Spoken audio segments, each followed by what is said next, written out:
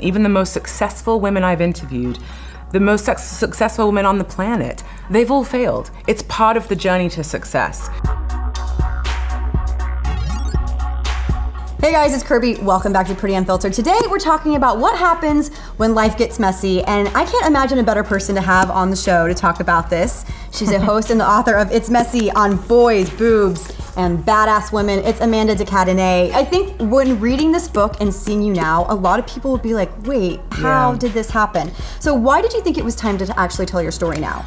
Well, what part specifically in the book are you referring to that you think there's no way that this woman lived that part of her life? I'm going to start with juvie. Oh yeah, that's a little surprising. I'm going to start with, the drug addiction. Yeah, that's surprising too. I would, having a child and getting divorced and married before 19. Yeah, maybe that too. So okay, so let's start with juvie. I think juvie is surprising to me still. Really? Yeah, because it seems so far away and it seems so far from my life today that how on earth was I in juvie? But I was, and it was a really transformative experience because I learned not only that we have so much in common with people that we think we have nothing in common with, but I also learned that you can talk to anyone about anything. And you can find something interesting about literally anybody if you take the time. So even though it was, at the time, I thought my life was over, because where do you go from juvie? I'm here to let people know that even if you're in juvie or something horrendously traumatic happens to you in the earlier part of your life, you can come back from that, and it can actually be something that adds to your life. Is there anything that you look back on in those times that maybe you were trying or a struggle for you, especially your teenage years, and you wish you could change one thing?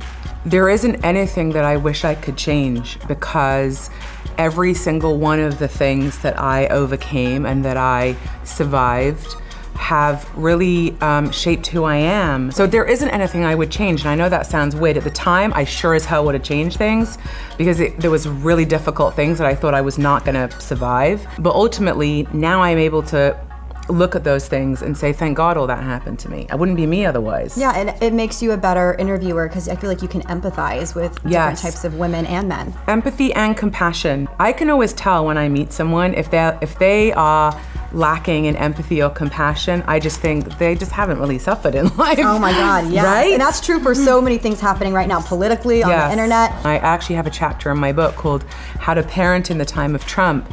And it's not just about how to parent. Yes, there's a dialogue that we're having to have with our community and with our kids and with our friends about, issues to do with sexual assault and racism and misogyny that are now out in the open. So it's great because those issues were there before Trump got elected. Yep. It's just that now the cover has been pulled. Totally. So we really know what we're dealing with, and it is systemic. We have to be able to sit at a table with someone that we have a differing point of view from and still be able to enjoy them in some capacity. It's really about how do we bring this country together as opposed to separating it further, and learning to tolerate each other's political differences is one of those things. And I think that's a little bit what's lacking, at least in the age of the internet, in my opinion, seeing the arguments that take place. It's never coming from a point of understanding. It's just proving people that they're wrong half the time. Yeah, but there's that old saying, like, would you rather be right or happy? Exactly. You know what I'm saying? And I think that every day. And lately, I'm just going for happy. I don't need for everyone else to believe what I believe about everything. All I need to do is know what I believe in. And ultimately, my job is not to change anyone's mind about anything. It's just to set an example of being someone who has the belief system that I have. And that's why I talk about some of the things that I talk about in my book to do with addiction. Yep. When you think of, so many people suffer from addiction, whether it's food or sex or alcohol, drugs, shopping, work, gambling. I mean, addiction isn't discerning. It does not care, what zip code you have or how fancy your shoes are. If you have it, you have it. And removing the stigma of that and saying, I dealt with addiction, a large part of my life. And I'm fortunately, in recovery from that, but it's not something to judge anyone for. Part of my goal with this book is to really remove judgment from so many of the things that are generally stigmatized in our culture. Exactly. I think that you bring up a great point because you seemingly lived a charmed life, right? Yeah, with if you your looked at my parents. magazine covers and you looked at the paparazzi pictures, you would think, wow, this girl just had it all made, you know? But behind that, there is always another story. Yeah, and you'd be a little bit surprised at some of the mess that you got yourself into. If there's one takeaway that you hope the readers of this book have, what is it? To know that it's okay that life is messy, and to stop feeling ashamed that your life is a mess, because it will periodically be a mess. And in fact, if it's not, it means you're not trying hard enough. It means that you're not willing to fail. You're not willing to risk it all in order to achieve, because that's what you have to do. You have to be willing to commit yourself 110% to love, to vulnerability, to success, to all of it. And if you don't, ultimately, those things will evade you. And so if you commit fully, you have to risk failing, and everybody fails. Totally. I don't know anyone that hasn't. Even the most successful women I've interviewed, the most successful women on the planet, they've all failed. It's part of the journey to success. And so my message is, be okay with the mess. Embrace the mess, because it's part of the journey towards success. And it builds relationships. That's how I relate to people when I hear of their failures. I'm like, oh, she failed, but she's so successful. And it builds your relationship to yourself. Because unfortunately, and I used to say, why is it through suffering that you grow so much?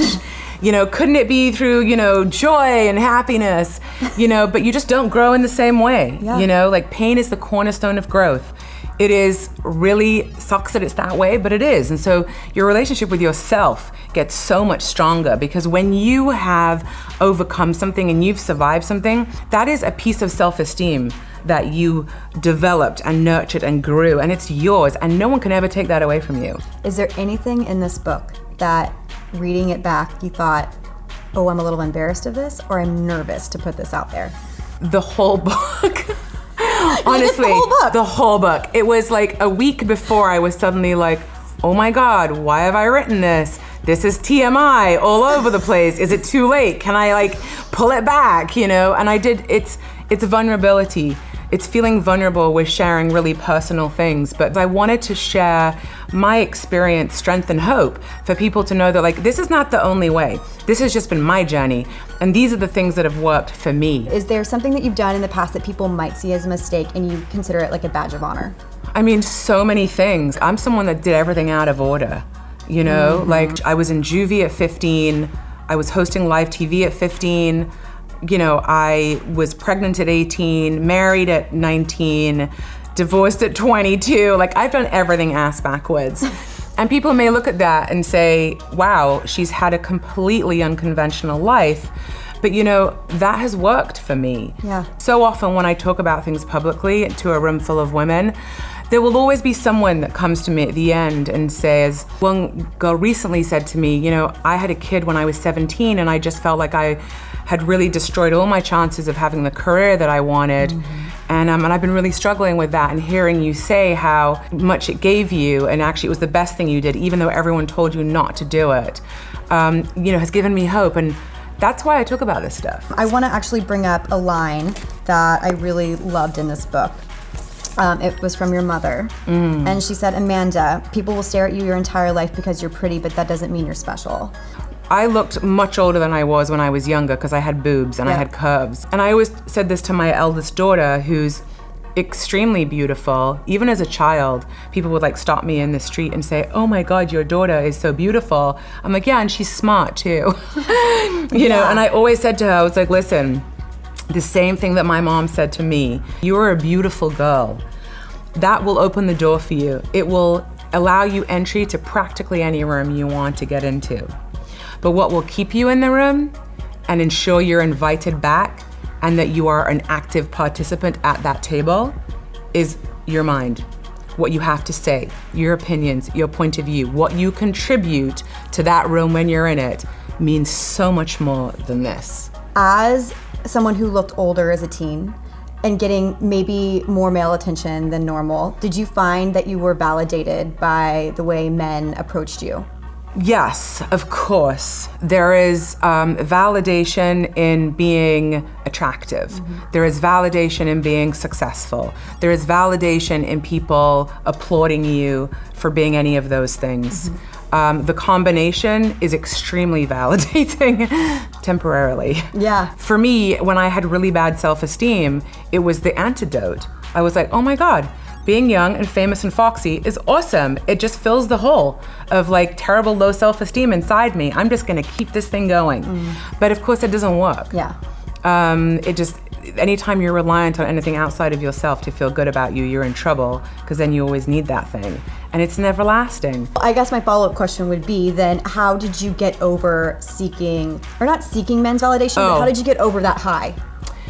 Well, because it just stopped working. Like, you don't give up anything until you're like, damn, that cake is not meeting that need anymore. I can eat as much cake as I want and it's not soothing me. It's about self-soothing, right? About the things that calm us and like temporarily satiate our desperate need to be seen and loved. And those things all stop working. And so you learn to fill that void yourself through immense pain. When you overcome something, when you achieve something despite all the odds, that is what's building self-esteem. And the more you build your self-esteem, the less you need validation from other people. Exactly. That's been the key for me, and to continue to do that. It's not like, oh, I got all my self-esteem pieces in place now, the puzzle is intact. Yeah. No. It's a journey. You gotta you're like, oh, the self-esteem is doing pretty good now. And then 6 months later, you're like, whoa, I dropped a few pieces of self-esteem here somewhere. Yeah, where'd they go? Where'd they go? And ultimately, if I track it back, you can see that like self-esteemable acts build self-esteem. Totally. It's just the way it works. I totally agree with you. We just keep, growing and growing, and for a while you're just like, oh my God, like I'm in the trenches. Totally. And then suddenly it tips, and you're like, oh, okay, I'm out of that one, and I got some like freeway ahead of me. Exactly. All right, tell us a little bit more about Girl Gaze. Girl Gaze gives me so much hope because we launched on social media 18 months ago using hashtag Girl Gaze and asking girls around the world, share your images with us on how you see the world. We want to know how you see the world. The majority of images you see of women, they're shot by men. Amazing male photographers, but there's a huge imbalance. And so we as a gender, for us to not be represented by our own gender and how we experience ourselves, that's just can't happen. Exactly. Our contribution to closing the gender gap is through creating paid opportunities for young female identifying creatives, largely directors and photographers. Amanda, thank you so much for coming today. I just want to so say welcome. It was an honor to interview you. Please pick up It's Messy. It's a gem. It is a gem. You will laugh, you will cry. I was thoroughly entertained. Guys, let me know your favorite part of this interview. As always, you can find me on Instagram. Let me know too. Yeah, give her a little shout out. Let me know and Amanda know what you think of the book when you pick it up, your favorite part of this interview, and let me know any upcoming guests that you'd like to see. As always. And how about what's the messiest part of your life? Yeah, love that. Let me know the messiest part of your life. Yeah, it could be today or it could be 5 years ago. It doesn't matter. All right, bye guys. Bye.